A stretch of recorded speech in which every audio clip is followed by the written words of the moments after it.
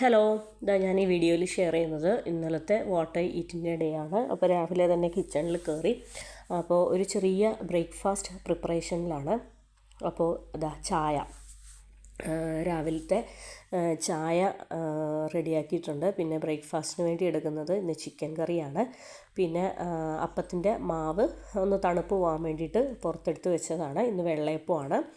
അപ്പോൾ കുറച്ച് മാവ് ഉപ്പും സോഡാപ്പൊടിയൊക്കെ ചേർത്തിട്ട് പുറത്തേക്ക് മാറ്റി വെച്ചു. അപ്പോൾ ഓരോന്നോരോന്നായിട്ട് അപ്പം ചുട്ട് തുടങ്ങി. അപ്പോൾ ബാക്കിയുള്ള മാവ് നമ്മൾ എന്ത് ചെയ്യും, ഉപ്പ് ചേർക്കാതെ ബാക്കി ഫ്രിഡ്ജിലേക്ക് മാറ്റി വെച്ചിട്ടുണ്ട്. അപ്പോൾ ഓരോ വെള്ളയപ്പം ചുട്ട് കാസ്ട്രോളിലോട്ട് മാറ്റുകയാണ്. അപ്പോൾ ഒരു ചെറിയ ബ്രേക്ക്ഫാസ്റ്റ് പ്രിപ്പറേഷൻ. അപ്പോൾ ചെറിയ അപ്പത്തിന് കോമ്പിനേഷനായിട്ട് ചിക്കൻ കറിയാണ്. ഇത് കഴിഞ്ഞ ദിവസം ഞാൻ റെഡിയാക്കി വെച്ചിരുന്ന ചിക്കൻ കറിയാണ്. അപ്പോൾ കഴിഞ്ഞ ദിവസം ഡിന്നറിന് വേണ്ടി റെഡിയാക്കി വെച്ചിരുന്നു. അതുകൊണ്ട് തന്നെ ബ്രേക്ക്ഫാസ്റ്റിന് എളുപ്പമുണ്ടായിരുന്നു, കറിയായിട്ട് ഉണ്ടായിരുന്നല്ലോ. അപ്പോൾ നമ്മൾ കഴിക്കാനുള്ള ഫുഡും കാര്യങ്ങളെല്ലാം ടേബിളിലേക്ക് റെഡിയാക്കി വെച്ചിട്ടുണ്ട്. അപ്പോൾ അപ്പം നല്ല ചൂട് വെള്ളയപ്പം ചുട്ട് കാസ്ട്രോളിലേക്ക് മാറ്റി. പിന്നെ അപ്പത്തിന് വേണ്ടിയിട്ട് അടിപൊളിയായിട്ട് നല്ല സ്പൈസി ആയിട്ടുള്ള ടേസ്റ്റി ആയിട്ടുള്ള ചിക്കൻ കറി. അപ്പോൾ ഏറ്റവും ആദ്യം ഒരു ഗ്ലാസ് ചൂട് ചായ, നല്ല ഏലക്കയാക്കിയിട്ട് പതപ്പിച്ചിട്ടുള്ള നല്ല അടിപൊളി ചായ. അപ്പോൾ ഞാൻ എന്നും പറയുന്ന പോലെ തന്നെ ഈ ചായയും കൂട്ടി നല്ല സ്പൈസി ആയിട്ടുള്ള കറിയും കൂട്ടി അപ്പം കഴിക്കുമ്പോഴത്തേനും, ബ്രേക്ക്ഫാസ്റ്റ് കഴിക്കുമ്പോൾ ഒരു പ്രത്യേക ടേസ്റ്റാണ്, നല്ല അടിപൊളി ടേസ്റ്റാണ്. അപ്പോൾ എനിക്ക് കഴിക്കാനുള്ള അപ്പം 2 അപ്പം എടുത്തു. അതിൻ്റെ മുകളിലേക്ക് നല്ല ടേസ്റ്റി ആയിട്ട് നല്ല സ്പൈസി ആയിട്ടുള്ള ചിക്കൻ കറിയും ചേർത്ത് അപ്പം കഴിക്കാമെന്ന് വിചാരിക്കുന്നത്. അപ്പം നല്ല ചൂടായിട്ടുള്ള ചായയാണ്. അപ്പോൾ എല്ലാം നല്ല ചൂടായിട്ടുള്ള അപ്പവും ചൂട് കറിയും ചൂട് ചായയും എല്ലാം കൂടെ ചേർത്തിട്ട് എല്ലാം നല്ല ടേസ്റ്റി ആയിട്ട് കഴിക്കാൻ പോവാണ്. അപ്പോൾ ചില ദിവസങ്ങളിൽ ഞാൻ കുക്കിംഗ് ചെറിയ രീതിയിൽ ഇൻക്ലൂഡ് ചെയ്യാറുണ്ട്. ചില ദിവസങ്ങളിൽ ഡയറക്റ്റ് ടേബിളിൽ വിളമ്പൽ, കഴിക്കൽ, ആ വക സംഭവങ്ങളാണ് ചില ദിവസങ്ങളിൽ. അപ്പോൾ ചിലപ്പോൾ നമുക്ക് കുക്കിങ്ങിൻ്റെ വീഡിയോ ഇടാൻ എല്ലാ ദിവസവും മൂടൊന്നും ഉണ്ടാകത്തില്ല. അപ്പം ചെറിയ രീതിയിൽ മൂടുള്ള ദിവസങ്ങളിൽ നമ്മൾ എന്ത് ചെയ്യും, കുക്കിങ്ങിൻ്റെ വീഡിയോയും കൂടെ ചെറുതായിട്ട് ഇൻക്ലൂഡ് ചെയ്യും. അപ്പോൾ നല്ല ടേസ്റ്റി ആയിട്ടുള്ള ഫുഡും കാര്യങ്ങളും. ഇപ്പം ഞാൻ 2 പീസ് ചിക്കൻ പ്ലേറ്റിലേക്ക് വിളമ്പി. പക്ഷേ എനിക്ക് 2 പീസ് ചിക്കനൊന്നും കഴിക്കാൻ പറ്റിയില്ല. അപ്പോൾ ഒരു ചെറിയ പീസ് ചിക്കനും ആ ഗ്രേവി നല്ല ടേസ്റ്റ് ഉണ്ടായിരുന്നു. അതുകൊണ്ട് ഒരുപാട് ചിക്കനും കാര്യങ്ങളൊന്നും വേണ്ടിയിരുന്നില്ല. അപ്പോൾ 2 പീസ് ചിക്കന് ഞാൻ 1 പീസ് ചിക്കനെ കഴിച്ചുള്ളൂ. അങ്ങനെ ഈ സെയിം പീസ് ചിക്കൻ തന്നെ ഞാൻ എടുത്ത് മാറ്റിയിട്ട് അത് തന്നെയാണ് ഞാൻ ലഞ്ചിന് എടുത്തിരിക്കുന്നത്. അപ്പം രാവിലെ കഴിക്കാൻ പറ്റാത്തത് കൊണ്ട് തന്നെ ആ പീസ് എടുത്ത് ഞാൻ ലഞ്ചിന് വേണ്ടിയിട്ട് കഴിച്ചു. അപ്പോൾ വളരെ ടേസ്റ്റാണ്, നല്ല അടിപൊളിയായിട്ടുള്ള, നല്ല സ്പൈസി ആയിട്ടുള്ള, നല്ല ടേസ്റ്റി ആയിട്ടുള്ള, നല്ല കുറുകിയ ചിക്കൻ ഗ്രേവി, നല്ല ടേസ്റ്റ് ഉണ്ടായിരുന്നു. അതുകൊണ്ട് തന്നെ നമുക്ക് ഒരുപാട് ചിക്കൻ്റെ പീസും കാര്യങ്ങളൊന്നും വേണ്ട. ഒരു ചെറിയ പീസ് ഉണ്ടെങ്കിൽ തന്നെ നമുക്ക് 2 3 അപ്പം കഴിക്കാം. ഗ്രേവി അത്രത്തോളം ടേസ്റ്റാണ്. അതുകൊണ്ട് തന്നെ നമ്മൾ നമ്മുടെ അപ്പത്തിലേക്ക് നല്ല ഗ്രേവിയൊക്കെ ഒഴിച്ചപ്പോഴത്തേനും അപ്പം നല്ല കുതിർന്ന് നല്ല സോഫ്റ്റായി. ചെറിയൊരു പീസ് ചിക്കനും അതിൻ്റെ ഉള്ളിലേക്ക് വെച്ചിട്ട് കഴിക്കുകയാണ്. നല്ല ടേസ്റ്റ് ഉണ്ടായിരുന്നു. അപ്പോൾ വളരെ ടേസ്റ്റി ആയിട്ട് നമുക്ക് അപ്പം നല്ല ചൂടോടുകൂടി ക്രിസ്പി ആയിട്ട് നമ്മൾ കാസ്ട്രോളിൽ വെക്കാതെ ഉള്ളപ്പോൾ നല്ല ക്രിസ്പി ആയിട്ടുള്ള അപ്പം നമുക്ക് കഴിക്കാം. ഇത് കാസ്ട്രോളിൽ ഞാൻ ഇന്ന് കുറച്ച് പണി എളുപ്പമാക്കാൻ വേണ്ടിയിട്ട് ഓരോന്ന് ചുട്ട് നിന്നില്ല. ഓരോന്ന് ചുടുന്നതനുസരിച്ച് കാസ്ട്രോളിലേക്ക് മാറ്റിയായിരുന്നു. അതുകൊണ്ട് അപ്പം കുറച്ച് സോഫ്റ്റായി. അല്ലെങ്കിൽ നമുക്ക് ക്രിസ്പി ആയിട്ടുള്ള സൈഡൊക്കെ നല്ല മൊരിഞ്ഞിട്ടുള്ള ക്രിസ്പി ആയിട്ടുള്ള അപ്പവും ഞാൻ ഇടയ്ക്ക് റെഡിയാക്കാറുണ്ട്. അങ്ങനെ ഇതിപ്പോൾ സാറ സ്കൂൾ വിട്ട് വരുന്നതിന് വേണ്ടി കൊച്ചിന് വേണ്ടിയിട്ടുള്ള അപ്പവും ഞാൻ ഓൾറെഡി കാസ്ട്രോളിലേക്ക് ചുട്ടു വെച്ചു. അപ്പോൾ നമ്മുടെ ബ്രേക്ക്ഫാസ്റ്റ് പരിപാടിയൊക്കെ കഴിഞ്ഞതിന് ശേഷം ഒരു ഓറഞ്ച് എടുത്ത് കഴിച്ചു. അപ്പോൾ ഓറഞ്ചൊക്കെ എടുത്ത് കഴിച്ചതിന് ശേഷം ഉച്ചയായപ്പോഴത്തേനും ലഞ്ച് ടൈമായി.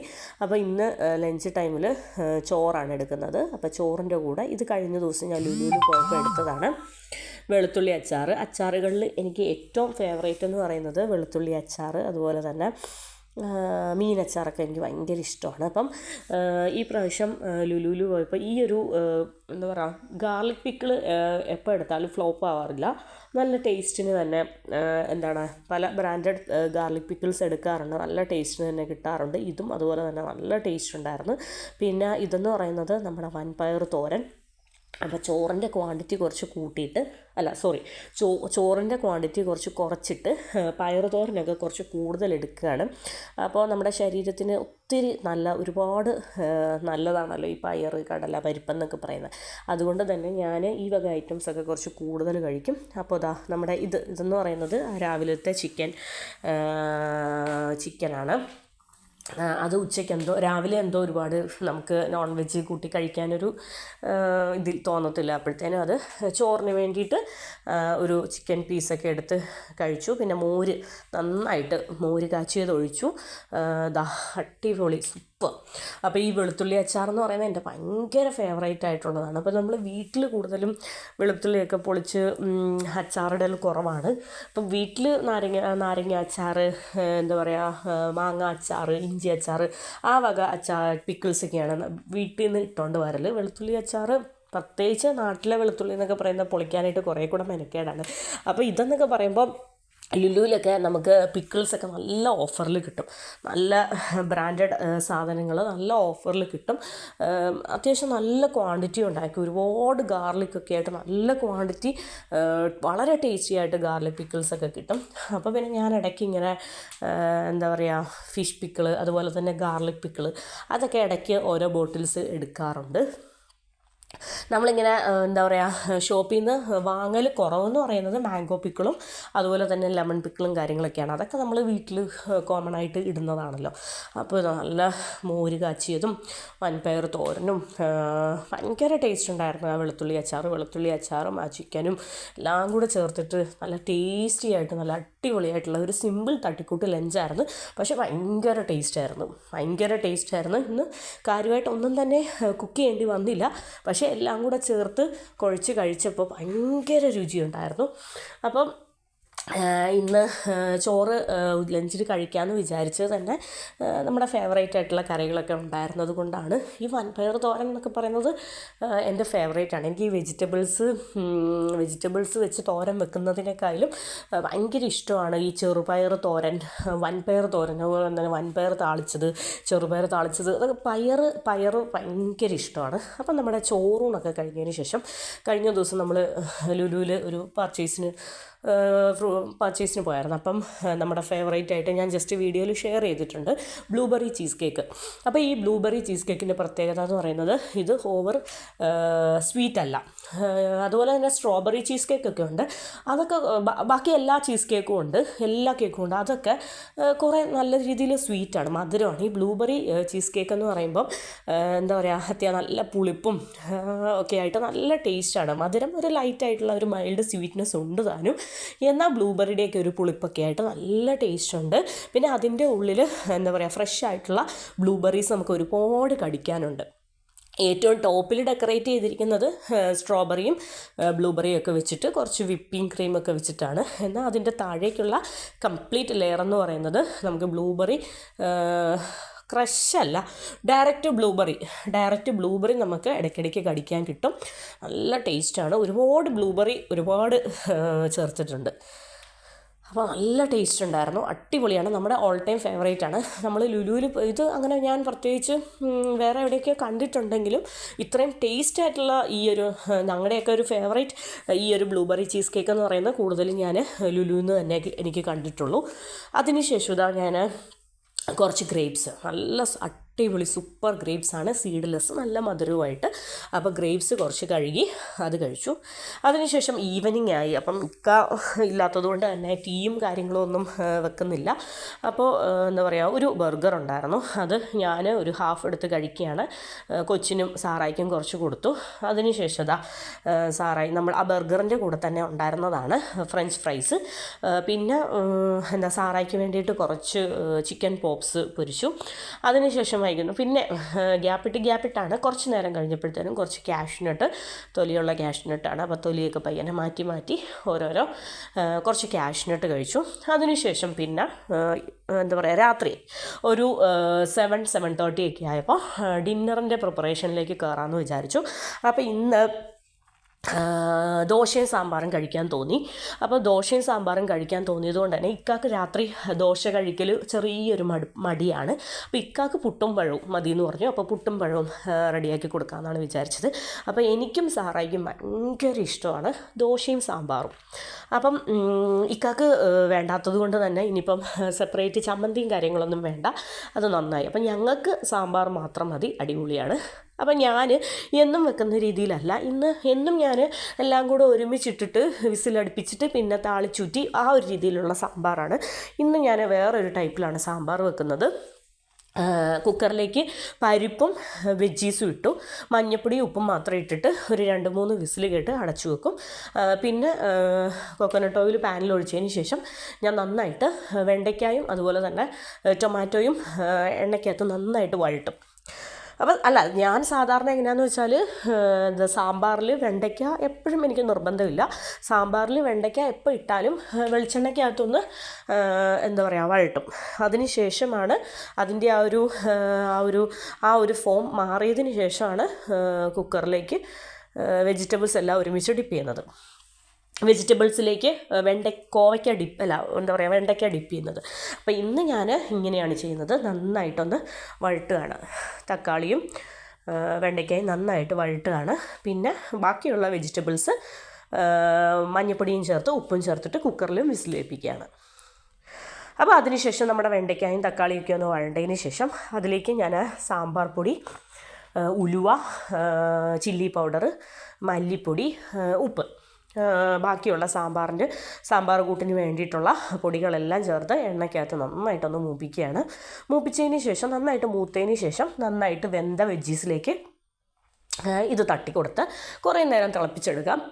അതിനുശേഷം എന്താ പറയുക, നെല്ലിക്ക വലിപ്പത്തിന് പുളി സൈഡിൽ വെച്ചിട്ടുണ്ട്. അപ്പോൾ പുളി വെള്ളം ഒഴിക്കുക, ലാസ്റ്റ് താളിച്ചൂറ്റാം. അപ്പം പ്രത്യേകിച്ചൊന്നുമില്ല, ഒരു സിമ്പിളായിട്ടുള്ള സാമ്പാർ ആണ്. സാമ്പാർ എന്ന് പറയുമ്പോൾ നമുക്ക് പല രീതിയിൽ വയ്ക്കാമല്ലോ. അപ്പം ഞാനെന്നും കുക്കറിൽ എന്താ പറയുക എല്ലാ പൊടികളും ഒരുമിച്ചിട്ടിട്ട് തട്ടിക്കൂട്ടി ഒരു സാമ്പാർ വെക്കലാണ്. എന്നാലും എന്തോ വേറെ ഒരു രീതിയിൽ ജസ്റ്റ് കുറച്ച് ടൈം എടുത്ത് ചെയ്യാമെന്ന് വിചാരിച്ച്. അപ്പോൾ പ്രത്യേകിച്ച് ചമ്മന്തി അരക്കലും കാര്യങ്ങളൊന്നും ഇല്ലല്ലോ. അപ്പോൾ ഈ സാമ്പാർ മാത്രമല്ലേ, അപ്പോൾ കുറച്ച് സാമ്പാർ മാത്രം കൂട്ടിയിട്ടാകുമ്പോൾ സാമ്പാർ കുറച്ചും കൂടെ ടേസ്റ്റിന് വെക്കാമെന്ന് വിചാരിച്ച്. അപ്പോൾ ലാസ്റ്റ് ഞാൻ കുറച്ച് പുളി കുതിർത്തി വെച്ചിരുന്നു.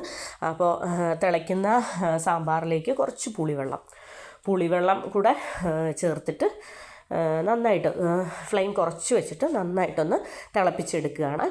അതിനുശേഷം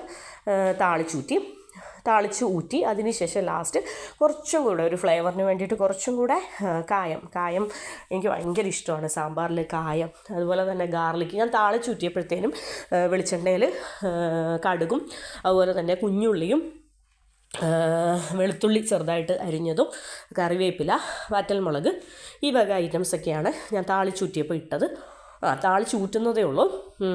ഇതെന്നാന്ന് വെച്ചാൽ ഞാൻ ആ വെജീസൊക്കെ വഴട്ടിയല്ലോ, പൊടികളൊക്കെ ചേർത്ത് വഴട്ടിയല്ലോ. അപ്പോൾ ആ സെയിം പാനിലേക്ക് തന്നെയാണ്, അതുകൊണ്ടാണ് പാനിൽ എന്തൊക്കെയോ പറ്റിപ്പിടിച്ചിരിക്കുന്നത്. അപ്പോൾ നമ്മുടെ ദോശ, കുറച്ച് ദോശ മതി. അപ്പം ഒരു 4-5 ദോശയ്ക്കുള്ള മാവ് മാത്രമേ പുറത്തേക്ക് വയ്ക്കുന്നുള്ളൂ, കാരണം ഇക്കാക്ക് ദോശ വേണ്ട. അപ്പോൾ ഞാൻ ദോശ, എനിക്കും സാറാമോക്കും ഉള്ള ദോശ, സൈറൂനും എനിക്കും മക്കൾക്കും ഉള്ള ദോശ ഞാൻ കാസ്ട്രോളിലേക്ക് ചുട്ടുമാറ്റിയതിന് ശേഷം നമ്മുടെ സാമ്പാർ, നല്ല ഫ്രഷ്ലി പ്രിപ്പയർ ആയിട്ടുള്ള നല്ല അടിപൊളി സാമ്പാർ. അപ്പോൾ മുരിങ്ങക്കോലൊക്കെ കുറച്ച് കൂടുതലിട്ടായിരുന്നു. ഒരു 2 വിസിൽ 3 വിസിൽ കേട്ടതുകൊണ്ട് തന്നെ മുരിങ്ങയ്ക്കൊക്കെ അങ്ങ് അലിഞ്ഞു പോയി. എനിക്ക് വെജിറ്റബിൾസ് ഇത്രയും വേവുന്നതിനേക്കാളും ഇഷ്ടം വെജിറ്റബിൾസ് ഒന്നോടൊന്ന് സെപ്പറേറ്റ് കിടക്കുന്നതാണ് ഇഷ്ടം. പക്ഷേ ഒരു 2 വിസിൽ മതിയായിരുന്നു, ഒരു 3 വിസിലായി പോയി. അപ്പോൾ എന്താണേലും എൻ്റെ ഫേവറേറ്റ് ആയിട്ടുള്ള ഫുഡാണ് ഇഡ്ഡലിയും സാമ്പാറും, അതുപോലെ തന്നെ ദോശയും സാമ്പാർ എൻ്റെ ഫേവറേറ്റ് ആയിട്ടുള്ളതാണ്. എനിക്ക് ചട്നി എന്ന് പറയുന്നത് ഒട്ടുമേ നിർബന്ധമില്ല, സാമ്പാർ ഉണ്ടെങ്കിൽ തന്നെ ഫേവറേറ്റാണ്. പിന്നെ സാമ്പാറും ചോറും നല്ല കുഞ്ഞൻ മത്തി പൊരിച്ചതും അങ്ങനെ അതും ഭയങ്കരമായിട്ട് സാമ്പാർ വെക്കുന്ന ദിവസങ്ങളിൽ ഉച്ചയ്ക്ക് സാമ്പാറും മീൻ പൊരിച്ചതും ഒക്കെ കൂട്ടി ചോറുണ്ണാനും ഭയങ്കര ഇഷ്ടമാണ്. അപ്പോൾ എന്താണേലും ഞാൻ ആസ്വദിച്ച് നന്നായിട്ട് സാമ്പാറൊക്കെ കുറച്ച് കൂടുതൽ ക്വാണ്ടിറ്റി ഒഴിച്ചിട്ട് നന്നായിട്ട് സാമ്പാറൊക്കെ കുതിർത്തി ഒഴിച്ച് നല്ല ചൂട് ദോശ കഴിക്കുകയാണ്. നല്ല ടേസ്റ്റ് ഉണ്ടായിരുന്നു. നല്ല അടിപൊളി നല്ല കായവും അതുപോലെ തന്നെ സാമ്പാർ പൊടിയുടെയും മുളക് പൊടിയുടെയും ഞാൻ മുളക് പൊടിയും പച്ചമുളകും എനിക്ക് സാമ്പാറിൽ കുറച്ച് എരിവും കാര്യങ്ങളൊക്കെ വേണം. അപ്പോൾ ചില്ലി പൗഡർ, വറ്റൽ മുളക്, ഗ്രീൻ ചില്ലി എല്ലാം കൂടെ ചേർത്തിട്ട് അത്യാവശ്യം എരിവുണ്ടായിരുന്നു. അപ്പോൾ ഇതൊക്കെയായിരുന്നു എൻ്റെ ഇന്നലത്തെ വാട്ട് ഐ ഈറ്റിൻ്റെ ഡേ എന്ന് പറയുന്നത്. അപ്പോൾ എൻ്റെ ടേസ്റ്റി ഡിഷസ് ആണ് ഞാൻ നിങ്ങളുടെ മുന്നിൽ ഷെയർ ചെയ്തത്.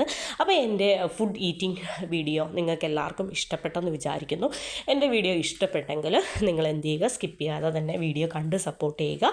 പിന്നെ സബ്സ്ക്രൈബ് ചെയ്യാതെ കാണുന്നവരാണെങ്കിൽ ഒന്ന് സബ്സ്ക്രൈബ് ചെയ്ത് സപ്പോർട്ട് ചെയ്യുക. അപ്പോൾ ഇനിയും മുന്നോട്ടുള്ള ദിവസങ്ങളിൽ എൻ്റെ വാട്ട് ഐ ഈറ്റിൻ്റെ ഡേ ഞാൻ ഷെയർ ചെയ്യുന്നതായിരിക്കും. അപ്പോൾ ഇന്ന് ഇത്രയേ ഉള്ളൂ. Thank you for watching.